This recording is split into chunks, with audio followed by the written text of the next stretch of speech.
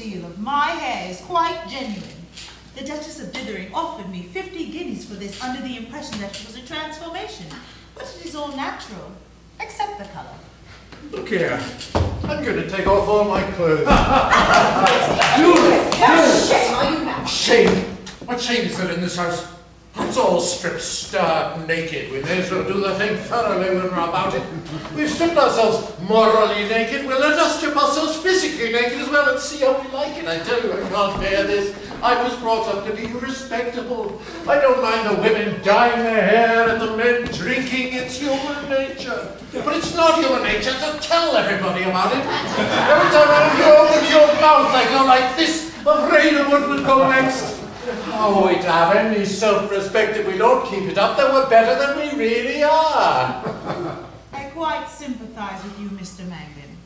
I have been through it all, and I know by experience that men and women are delicate plants and must be cultivated under glass. Our family habit of throwing stones in all directions and letting the air in is not only unbearably rude, but positively dangerous. Still, there is no use in catching physical colds as well as moral ones, so please keep your clothes on. I'll do as I like and what you tell me. My child or a grown man, I won't stand this mothering tyranny. I'll go back to the city where I'm respected and made much of. Goodbye, Alfred.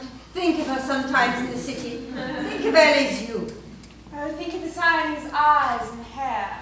Think of this garden, in which you are not a dog, barking to keep the truth out. Think of Lady Utterword's beauty, her good sense, her style. Flatterer. Think, Mr. Mangan, whether you can really do better for yourself elsewhere. That is the essential point, isn't it? All right. All right, I'm done. Have it your own way.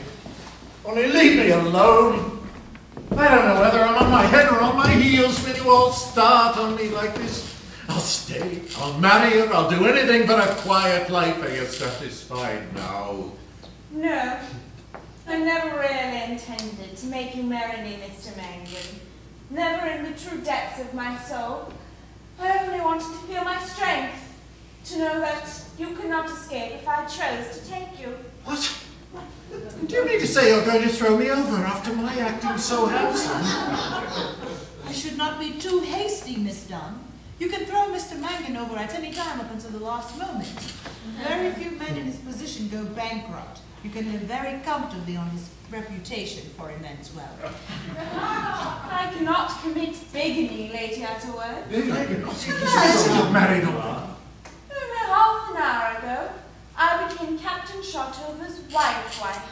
Nonsense, Ellie, where? In heaven, where all true marriages are made. Really, Miss Dunn? Really, Papa? Told me I was too old. Name a mummy.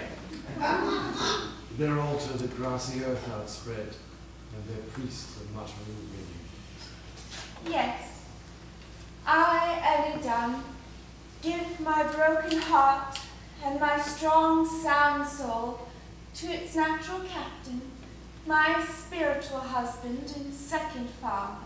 That's very clever of you, Pettikins, very clever. Alfred, you would never have lived up to Ellie. You must be content with a little share of me. It isn't kind. You are well out of it, Mr. Mangan. Miss Dunn is the most conceited young woman I've met since I've come back to England. Well, Ellie isn't conceited, are you, Pettikins? I know my strength now, Hussein. Brazen, I call you. Brazen. Tut, tut, Alfred, don't be rude. Can't you feel how lovely this marriage idea is invading heaven? Aren't you happy, you and Hector? Open your eyes. Ellie and Addie look beautiful enough to please the most fastidious man. We live and love and have not a care in the world. We women have managed all that for you. Why, in the name of common sense, do you go on as if you're two miserable wretches? I tell you, happiness is no good. You can be happy when you're only half alive. I'm happier now that I'm half dead than ever I was in my prime. But there is no blessing on my happiness. Life is a blessing. That is what I want. I now know the real reason why I could not marry Mr. Mangan. There would be no blessing on our marriage. There is a blessing on my broken heart. There is a blessing on your beauty, Stanley. There is a blessing on your father's spirit. Even on the lives of Marcus, there is a blessing. But on Mr. Mankin's money, there is none. I don't understand a word of that. Neither do I. But I know it means something. Don't say there was any difficulty about the blessing. I was ready to get a bishop to marry us. Oh, you fool, Petticoat. Do not scorn the man, we are all fools. Oh, here comes the only man who ever resisted me. What is the matter, Mr. Dunn? Is the house on fire? Oh no, nothing's the matter. But rather, it's impossible to go to sleep with such an interesting conversation going on under one's window. And on such a beautiful night, too. I just had to come down and join you all. What has it all been about? Oh, wonderful things, soldier of freedom. For example, Mangin, as a practical businessman, has attempted to undress himself and has failed ignominiously, whilst you, an idealist, have succeeded brilliantly. I hope you don't mind my being like this, Mrs. On Hushabye. the contrary, I could wish you always like that. Your daughter's match is off, Mr. Dunn. It seems that Mr. Mangin, whom we all suppose to be a man of property, owns absolutely nothing. Well, of course I knew that, Lady Utterwell. But if people believe in him and are always giving him money, whereas they don't believe in me and never give me any, well, how can I ask poor Ellie to depend on what I can do for her? But don't you run away with this idea that I have nothing. Oh, don't explain. We understand.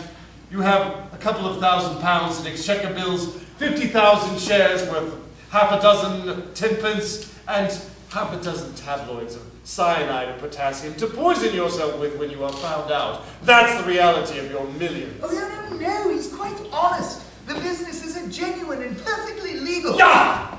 Not even the great swindler.